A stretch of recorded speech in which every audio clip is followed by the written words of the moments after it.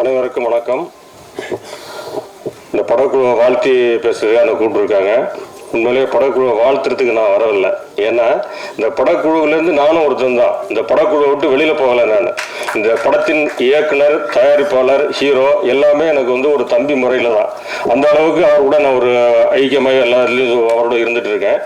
இருந்தாலும் தான் பெற்ற பிள்ளை நல்லா இருக்கணும் அப்படின்னு தான் எல்லாருமே நினைப்பாங்க. அந்த முறையில் இந்த இயக்குனர் எனது அன்பு தம்பி திரு ரங்கராஜ், OPRP பிலிம்ஸினுடைய தயாரிப்பாளர், இந்த படத்தின் இயக்குனர், இந்த படத்தின் ஹீரோ. இவர் நல்லா வரணும், இதுதான் ஃபர்ஸ்ட் படம் அவருக்கு. மேலும் மேலும் அவருக்கு சிறப்பாக வரணும், ஒரு நல்ல எதிர்காலம் அமையணும் அப்படிங்கிறது இந்த படத்தை பார்த்தாலே தெரியுது. ஏன்னா ட்ரெய்லர் பார்க்கும்போது அந்த கட்ஸ் அப்படிங்கிற டைட்டிலுக்கு என்ன உண்டோ அது அத்தனையும் அந்த படத்தில் வச்சிருக்காரு. நிச்சயமாக அந்த படம் வெற்றி அடையும்.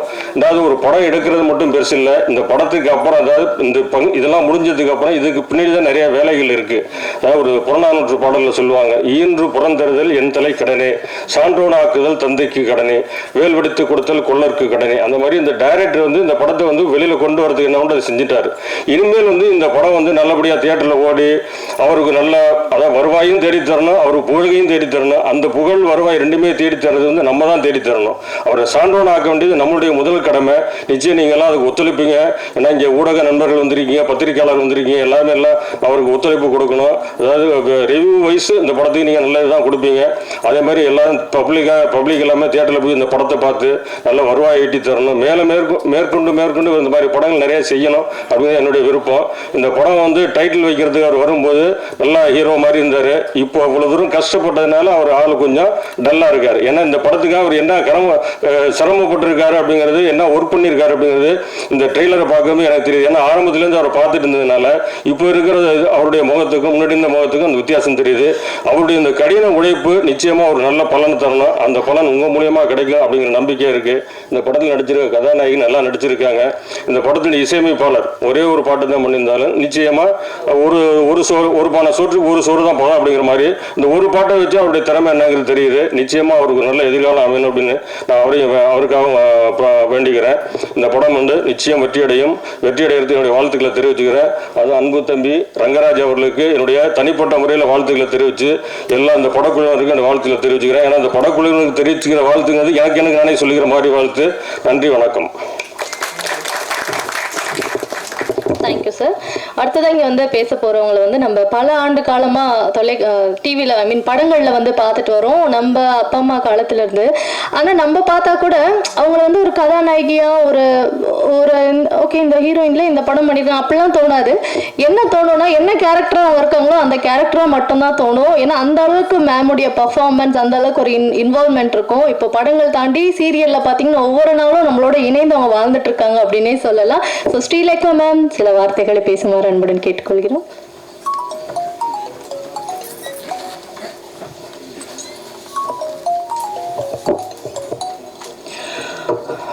வணக்கம். மேடையில் அமர்ந்திருக்கவர்களுக்கும் பத்திரிகை சகோதர சகோதரிகளுக்கும் என்னுடைய வணக்கத்தை தெரிவிச்சுக்கிறேன். நிறைய பேர், அதாவது எனக்கு முன்னாடி பெரியவங்க எல்லாம் நிறைய வகுத்த பாதையில் தான் நான் இந்த நிமிஷம் வரைக்கும் அவங்க சொன்ன ஒரு அறிவுறுத்தலின்படி தான் நான் வந்துக்கிட்டு இருக்கேன். அதனால் அவங்க எனக்கு சொல்லி கொடுத்தது இப்போ சகோதரி சொன்னாங்க எந்த கேரக்டராக இருந்தாலும் அந்த கேரக்டரில் இருக்கேன்னு. அவங்க சொல்லி கொடுத்தது தான், அதை மைண்டில் இன்னமும் வச்சுக்கிட்டு அது என்ன ரோல் பண்ணாலும் அந்த மாதிரி வாழணுன்றது என்னுடைய மைண்டில் இருக்குது. எத்தனை வருஷம் இருக்கிறோங்கிறது முக்கியம் இல்லை, எல்லாரோட எப்படி இருக்கோங்கிறது தான் முக்கியம். ஸோ அதனால் எனக்கு சகோதர சகோதரிகள் உங்கள் எல்லாரையும் பார்க்கும்போது ரொம்ப சந்தோஷமாக இருக்குது. நான் இந்த ட்ரெய்லரை பார்க்கல, ஏன்னா திருவேற்காடுலேருந்து ஷூட்டிங் முடிச்சுட்டு வரும்போது கொஞ்சம் லேட் ஆகிடுச்சு. ஸோ அதுக்காக மன்னிப்பு கேட்டுக்கிறேன் உங்கள் எல்லார்கிட்டேயும். அதனால் ட்ரெய்லரை பற்றி பேசுகிறதுக்கு தெரியல எனக்கு, ஏன்னா பார்த்தா தான் நான் சொல்ல முடியும். ஆனால் தம்பி, அதாவது ரங்கராஜ் தம்பி என்னுடைய மகனாக நடிச்சிருக்காரு. உண்மையிலேயே சொல்லணுன்னா இந்த மாதிரி புதுசாக வர்றவங்களுக்கெல்லாம் நீங்கள் நிச்சயமாக நிறைய ஆதரவு கொடுப்பீங்க, வரவேற்பீங்க. உங்களால் முடிஞ்ச அளவுக்கு நீங்கள் முன்னேற்றத்தை கொடுப்பீங்கன்ற நம்பிக்கை எனக்கு இருக்குது. ஏன்னா கொஞ்சம் நஞ்சம் இல்லைங்க அவர் கஷ்டப்பட்டது. ஏமாற்றங்கள் நிறைய ஏமாற்றிட்டு ஓடினவங்கள தான் நான் பார்த்துருக்கேன். முதல் நாள் ஷூட் போவேன், அடுத்த நாள் போனால் அந்த இயக்குனர் இருக்க மாட்டார். என்ன தம்பி, என்ன இல்லைம்மா இல்லைம்மா அது. ஆனால் யார் மேலேயும் வந்து அவர் குத்தம் சொல்ல மாட்டார். அதுதான் இல்லைம்மா இந்த மாதிரி கிளம்பிட்டாங்கம்மா அவ்வளோதான் அப்படின்வாரு. அப்போ நான் சொல்ல, நீங்கள் வருத்தப்படாதீங்க, ஒருவேளை கதாநாயகன் ப்ரொடியூசர் இல்லாமல் இயக்குனர்ன்ற பேரும் உங்களுக்கு வரணுங்கிறதுக்காக தான் கடவுள் வந்து இந்த மாதிரி அமைச்சு கொடுத்துருக்காரு. அதனால் நீங்கள் கடவுளுக்கு நன்றி தான் சொல்லணும். உங்களை விட்டுட்டு போனவங்களுக்கு நீங்கள் தேங்க்ஸ் சொல்லுங்க, அதுதான் வந்து சிறப்பு. இல்லைன்னா அந்த இயக்குனருங்கிற அந்த ஒரு பேர் வந்திருக்காது தம்பிக்கு. ஸோ அதனால அப்புறம் என்ன புக் பண்ணும்போது கேட்டிருந்தாங்க இந்த மாதிரி. நான் சொன்னேன் யார் நடிக்கிறாங்க அப்படின்னு. புதுசுமா, அவர் தான் ப்ரொடியூசர், அவர் தான் வந்து ஹீரோ அப்படின்னாங்க. சரி ஓகே, ஏன்னா நானும் ஒரு காலத்தில் அப்படி தான் புதுசாக வந்தேன். ஸோ அதனால புதுசாக நடிக்கிறவங்க கூடலாம் வந்து நடிக்கக்கூடாது, அவங்க எப்படி அப்படியெல்லாம் கிடையாது. என்னுடைய எண்ணம் அப்படியே கிடையாது. அவங்க எப்படி பண்ணுறாங்க, ஏதோ எனக்கு தெரிஞ்சு எனக்கு பெரியவங்க சொல்லி கொடுத்ததை என்னால் முடிஞ்சது ஏதாவது ஒரு சில வார்த்தைகள் அவங்களுக்கு சொல்லலாம் அவங்களுடைய முன்னேற்றத்துக்கு அப்படின்னு நினச்சி தான் நான் போனேன். ஆனால் ஃபர்ஸ்ட் டே போகும்போதே பொன்னேரியில் வந்து ராத்திரி ஷூட். நான் மேக்ஸிமம் ராத்திரி ஷூட்லலாம் வந்து நான் ஒர்க் பண்ணுறது இல்லை. ஏன்னா வந்து ரொம்ப லேட் நைட் ஆகிடுச்சுன்னா எனக்கு முடியலை. ஸோ அதனால என்ன பண்ணேன்னா, இல்லை அன்றைக்கி புக் பண்ணும்போது என்ன சொன்னாங்கன்னா, இது வந்து லேட் நைட்டு தான்மா 2 to 2 போகிறாங்க அப்படின்னாங்க. சரி ஓகே வரேன். ஏன்னா படம் அதுவும் ஹீரோவுக்கு மதர் ரோலு, புதுசாக வரக்கூடிய ஒருத்தர், அவரால் நம்மளால் முடிஞ்ச அளவுக்கு அவருக்கு வந்து நம்ம ஹெல்ப் பண்ணலாம் அப்படின்னு சொல்லிட்டு போனேன். போனோன்னு பார்த்தா மழையில் நனைகிற சீன். எப்போ ராத்திரி 12:30 மணிக்கு. எனக்கு அந்த மழையில் நனைகிற சீன் சொல்லவே இல்லை எனக்கு.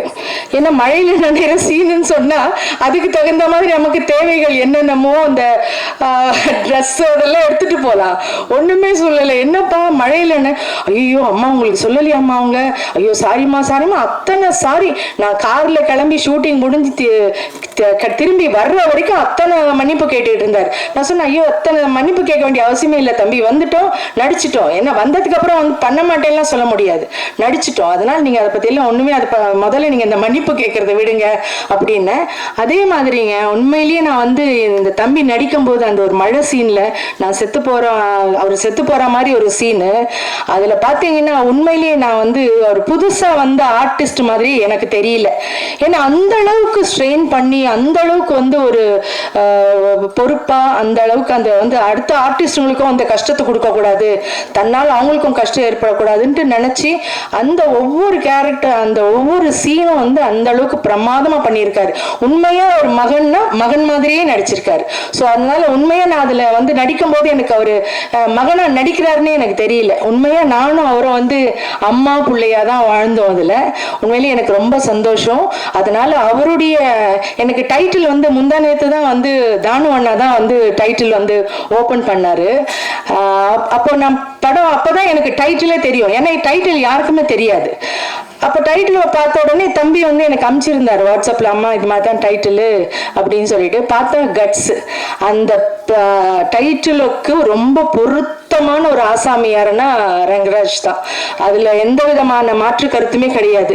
ஏன்னா அந்த அளவுக்கு கட்ஸான ஒருத்தர் நல்லா ஒர்க் பண்ணிட்டு இருந்த ஒரு இடத்த விட்டுட்டு இந்த சினிமா மேல இருக்கிற ஆர்வத்தில் தன்னுடைய என்ன சொல்றது அவ்வளோ கஷ்டத்தையும் ஏமாற்றத்தையும் அசிங்கத்தையும் அவமானத்தையும் தாங்கிக்கிட்டு இந்த படத்தை வந்து அவர் இந்த அளவுக்கு. நான் ஃபோன் பண்ணேங்க ஒரு 2 மாசத்துக்கு முன்னாடி, போன மாசம்லாம் வந்து 2-3 தடவை ட்ரையல் பண்ணுவேன். எப்பவுமே நான் ஒர்க் பண்ணிட்டேன்னா அந்த ஹீரோ ஆகட்டும் இல்லை அந்த கூட இருக்கிற கோ ஆர்டிஸ்ட்லாம் எப்படி இருக்காங்கன்னு ஜஸ்ட் ஒரு கால் பண்ணுவேன்.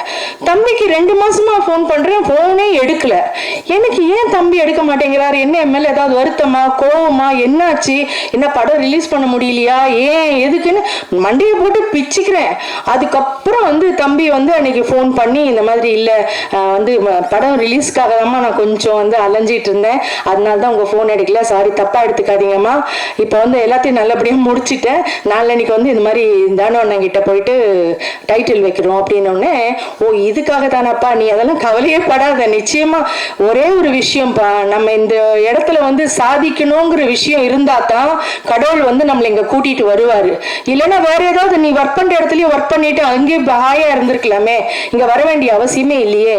அதனால நிச்சயமா உன்னுடைய அந்த டெடிகேஷனுக்கு அந்த சின்சியர் ஒர்க்குக்கு நீ அந்த தொழில் மேல வச்சிருக்கிற பக்திக்கு கண்டிப்பா நீ நிச்சயமா நல்லா வருவே அப்படின்னு சொன்னேன். அதுக்கு தகுந்த மாதிரி அந்த பேரும் அவருக்கு ரொம்ப சூட்டபுளான ஒரு நேம், கட்ஸ். உண்மையிலேயே அவர் ரொம்ப கட்ஸானவர் தான். அதனால நீங்க எல்லாரும் சேர்ந்து உங்க வீட்டு பிள்ளையா நினைச்சு அந்த பிள்ளைய நிச்சயமா நீங்க உங்களுடைய எழுத்து உங்க கையில தான் இருக்கு. எல்லாமே உங்க கையால் அவர் வந்து இன்னும் மேன்மேலும், அதாவது இவர் வந்துட்டாருன்னா இன்னும் அடுத்தடுத்து கூட படங்கள் நிறைய வர்றதுக்கு, நிறைய பேருக்கு வந்து வாய்ப்புகள் கொடுக்கறதுக்கும் ஒரு பெரிய